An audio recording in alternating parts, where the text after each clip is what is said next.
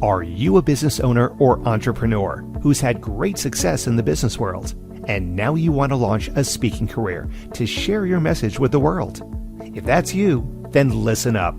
25-year speaking industry veteran Brett Ridgway has released his latest special report, 3 key things entrepreneurs must master to build a profitable speaking business. To pick up your copy, go to brettridgway.com/freebie. Welcome to the Spotlight on Speaking show with Brett Ridgway, where you'll learn the keys to building a profitable speaking business from speaking industry pros.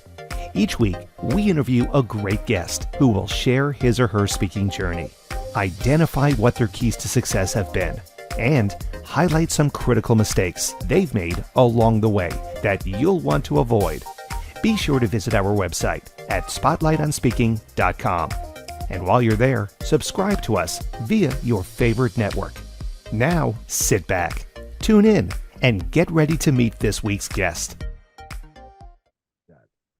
Hello again, everyone, and welcome to another episode of the Spotlight on Speaking show with Brett Ridgway. I am your host, and I'm excited to have as my guest today, David Chametzky. David is a deep message expert. He's a speaker, an author, a podcast host, and a producer. He is a true pathfinder with a mission to uplift lives in every way by empowering individuals and groups day by day. Through his content and teaching, he brings insights and a unique guiding principle so others can grow and overcome obstacles. Welcome, David Chametzky, to the Spotlight on Speaking show. Thanks so much. I appreciate it, Brett. How you doing this morning?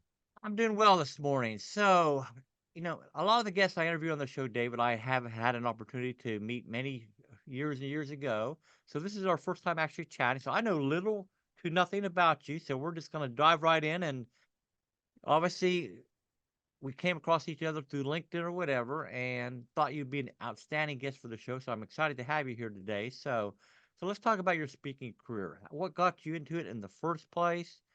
And I'll have some follow-up questions to that, but give us the backstory, so to speak.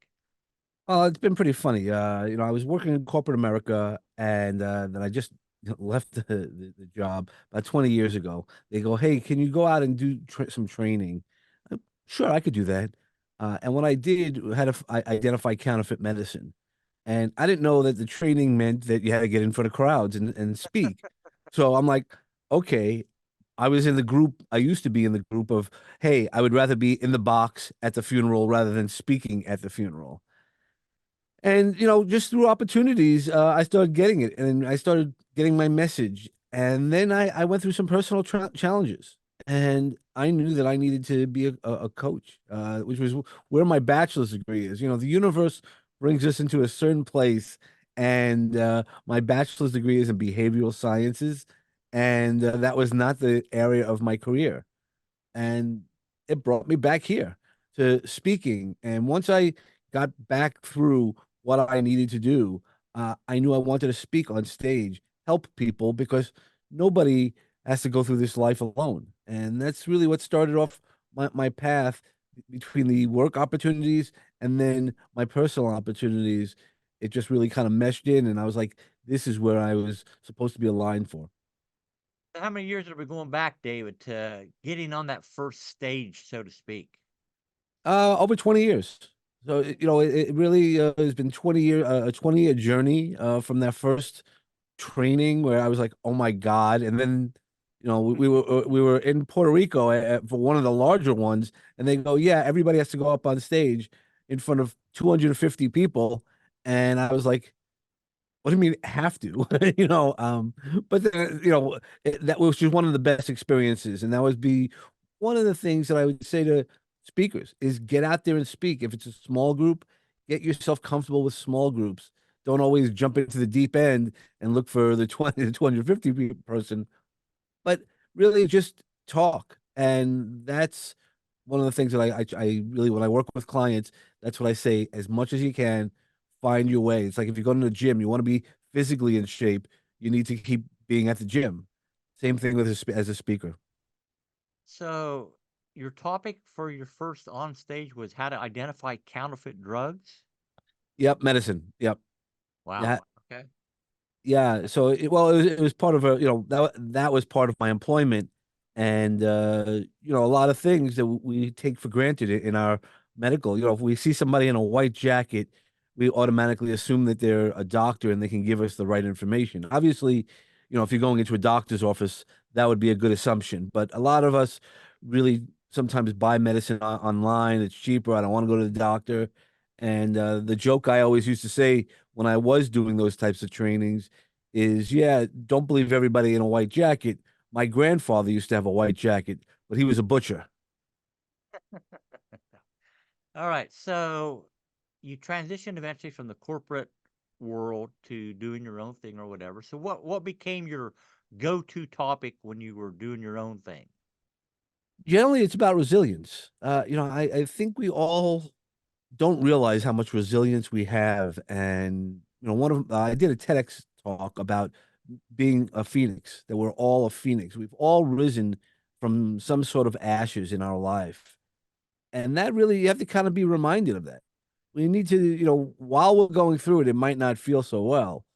But at the end of the day, that resilience builds it back. And one of the things I do when I work with clients is really also to make sure that not only you keep going back to the same ashes, that wouldn't be so much fun, and it actually hurts some of the resilience. But if we can learn the lessons or get us past the issues that caused the ashes, we're going to have ashes in a lot of times in our lives using the phoenix metaphor.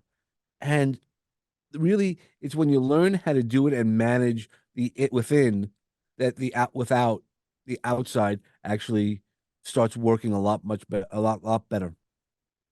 So David, you mentioned you've done a TEDx talk. So what prompted you to want to do a TEDx talk, and what have the benefits been, if any, of having been a TEDx speaker? Well, it's pretty interesting. I always wanted to do it. When I started hearing about it and watching them, I wanted to aspire to doing that. And so I kept on applying and applying, and I wasn't successful, which is basically a lot of what happens when you're applying for a speaker or to be a TEDx speaker. Uh, I think the rejection rate is around 90% statistically. And so I reached out to producers, and I was like, hey, what can I do better? What am I doing? And the one producer was right here in my town, and I said, "Hey, can I meet you up for coffee? I'd love to know why my application didn't go." And he says, "Well, you left up a lot of questions." And I go, "Well, you're supposed to ask me questions." He goes, "I get 700 applications, every time that we do it every year." He goes, "I don't have time for questions." He goes, "I gave you a shot on the video." He goes, "I liked your video, but I still didn't really understand enough about what you wanted to talk about. And if I have to guess about it and work too hard for it," he goes, "there was some really great messages, and there were great messages." And then so I said, okay, I'm gonna work toward it. I'm not asking for any specific favors, but I'm gonna work towards it. I'm gonna leave it all on the table, which is a really good metaphor and a really good idea for all of us. Is don't hold back. Don't when you're speaking, don't hold back. If there's a story you want to tell it out. And there's lots of different ways to do that. And then I got out there and I did it, which ironically was not one of my best performances, but it was also the first time I was talking about live my suicide attempt.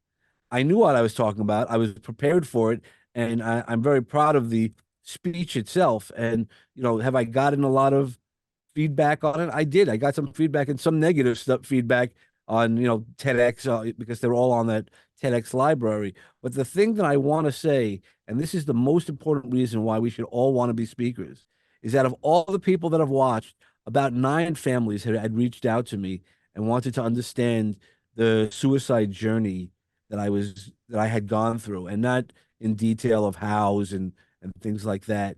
It was really about understanding. So there were a few people who needed it, and even though I'm um, a mentor and a coach, I can guide people through it. But sometimes you need to go to a real therapist, which I am not, and I don't claim to be. I stay in my lane. But the real part of that is that they got to talk to somebody who knew about that darkness.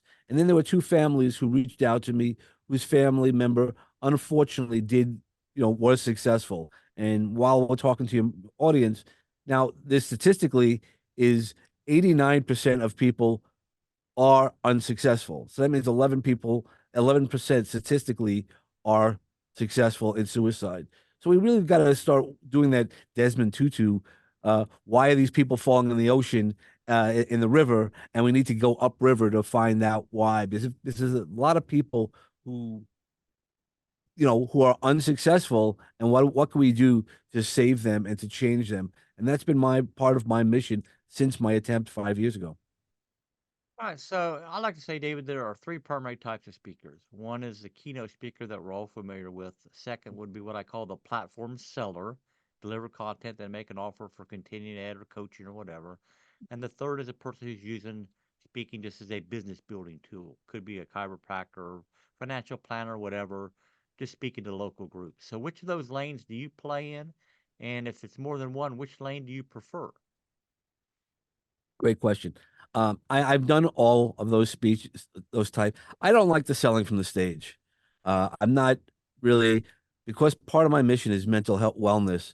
I don't like selling it. Lately, I've been working on helping people write books, get their signature speeches together, some of the branding around that, and starting a podcast. That I can sell a lot better than the platform. I don't like getting up there and being pitched. We've all been in, many seminars, and especially during the COVID pandemic, we were on days and days of just being pitched, and I don't like that. I really like to connect with people, and that's why I like to be a keynote speaker. I'd like to bring out something and motivate people and really bring them to that next level, take them to a place where they think they know where they're going, and then we take a quick left turn and really make them think about some things. But it's also just great just getting out a message. And part of my message when I do talk is about mental wellness, is teaching people how to their quick reset button. That's one of the things I really enjoy talking about, is telling everybody exactly how to get in touch with themselves and reset themselves under any circumstance. So, as a keynote speaker, David, how do you measure whether a speech has been successful or not? That's a really good surprise, a good question. It's just the feedback afterwards. I know when I prepare for a keynote speech, I know I've put all my efforts into it. As long as I feel when I get off the stage, I've done well, I feel good about myself. But at the end of the day, if I sit in a room with even 10 people and nobody comes over to me and asks me a question or wants to have that further conversation, I then question myself. I think it's always good to question ourselves. But I like that interaction. I want to make sure that they really got my message. It might have went well in my head. It's like those jokes sometimes we make, where, oh man, that was funny. I don't know why everybody's not laughing, and it's just how it landed. And that's really what I like to do for keynote speech, not necessarily land a joke, but the message that I was asked to talk about. All right, so give me three tips on what it takes to become a successful keynote speaker. Practice. That's the first. No matter what you do, you need to practice. Like, I'm not a great memorizer, so sometimes I'll go off the hip, and also make sure not only practice, but make sure that when you do go sort of off script, what we'll put in air quotes, you need to not go down rabbit holes, because that's a big, idea where people don't go stay on script and then they go down a rabbit hole and you're like, whoa, that's not even anything close to what you're supposed to be talking about. And then the last thing is practice. So I know practice was two things. I mean, really it's practicing and getting out there. But if you're going to try, we talked about this in the green room. It really is a situation. Is if you're looking to speak, you need to speak. Get into your Toastmasters. Nobody's above Toastmasters, right? If you want to do it for free, there's speaking opportunities. The only way to get better at speaking is by speaking and being prepared speeches, not necessarily, oh, well, I'm above, I'm a $25,000 speaker. Well, you still need to speak. You still need to get those opportunities. And Toastmasters is great. It's a low, and I'm not selling Toastmasters. There's other groups like that, or just volunteer. And that's one of the things that I love to do is part of my repertoire is I do a lot of volunteering. So anytime they need a speaker, I will go up there for free to talk about their charities and things like that. So, there's a lot of different ways to make sure that you keep doing it, because the only way you get better at it is by doing it, not by thinking about it. All right, so great advice. So I do have a couple other questions I want to ask you, David, but before we do, let's take a quick break for a word from our sponsor. Are you a business owner or entrepreneur who's had great success in the business world, and now you want to launch a speaking career to share your message with the world? If that's you, then listen up. 25-year speaking industry veteran Brett Ridgway has released his latest special report, 3 Key Things Entrepreneurs Must Master to Build a Profitable Speaking Business. To pick up your copy, go to brettridgway.com/freebie. And we are back with the Spotlight on a Speaker Show. And my guest this episode is David Chametzky. So, David, one of my favorite questions I always ask my guests is, okay, it's time to bare your soul a little bit here and share maybe a mistake you made along your speaking journey that was embarrassing at the time, left you a little red face, but there was a valuable lesson learned, and it would be something that you would highly advise aspiring speakers not to do. Yeah, so I once got up on stage, and as you can see, if it's a video behind me is the logo for my podcast, Peace, Love, and Bring a Bat. So most places where I go, I bring a bat, and I went up there and spoke. I brought my bat up there, and the speech was not about the bat, but it was part of the things. But that's all that people heard me is the bat. Dave, when are you bringing the bat up? Dave, what are you doing with the bat? And I was like, I just gave you a message about, mental wellness and taking care of yourself, and it wasn't about the bat. My speech did end with "Find your sweet spot," and I took a swing, but that's all they heard, and I was like, okay. So now when I go up to speak, I don't always bring the bat, even though I say I might bring it in there. And one of the times that I spoke, I went up there and I did my speech, and I didn't bring my bat. And everybody was like, "Dave, where's your bat? Where's your bat?" I go, "Did you hear the speech?" And they go, "Yeah, they did." They go, "I didn't know that you spoke like that." I go, "That was the same speech." It was a friend of mine. I go, "That was the same speech I gave at another time." So you got to make sure not only what the audience expectations, but now also to know what your expectations are. If you need to make sure your message is clear, don't have too many distractions. A lot of people lean on, these tools and toys to go up there to get the big razz to get everybody's attention. Sometimes the best message that you can have is your message. So make sure that you communicate it properly and don't look for all the extra toys to get everybody's attention. All right, so sometimes you use a prop, as you said. So I got to ask, are you a PowerPoint person, or you just speak from the heart and you don't use a PowerPoint when you present?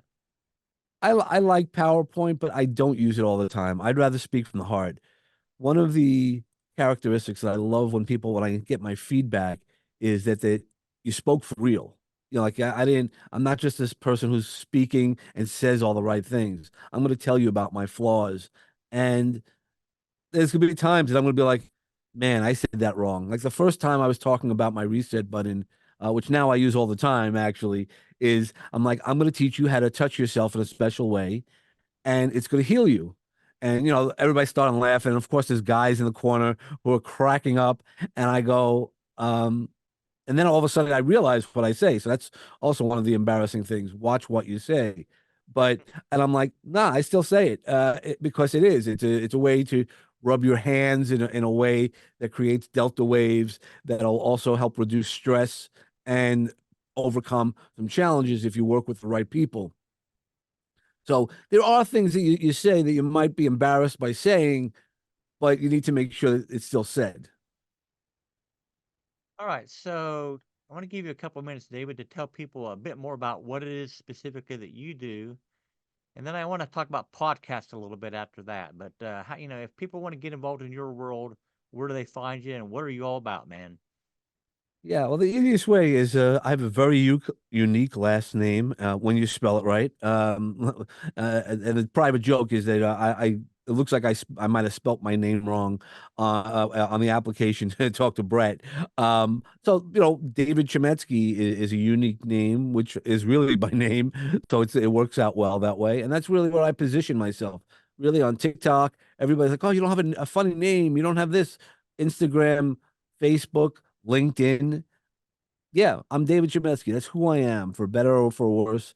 That's really who I am. And you can reach out, as well as my website, David Chametzky. And what I do is I help people find their story. And I think this our story is the most important thing. And a lot of people are afraid to write our story, write books. I've come out with a couple of books, not only the compilations where I've been lucky enough to been in a lot of compilations with some big name people.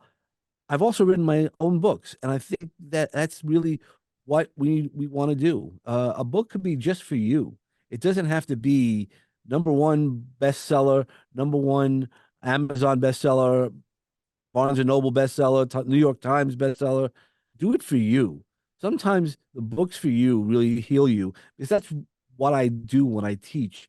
Is I teach about healing. I bring that all in why is this message important, and what healing is it going to bring in within you. And then I also teach people how to do podcasts, because I love doing these podcasts as a guest, but I also love being part of the podcast experience.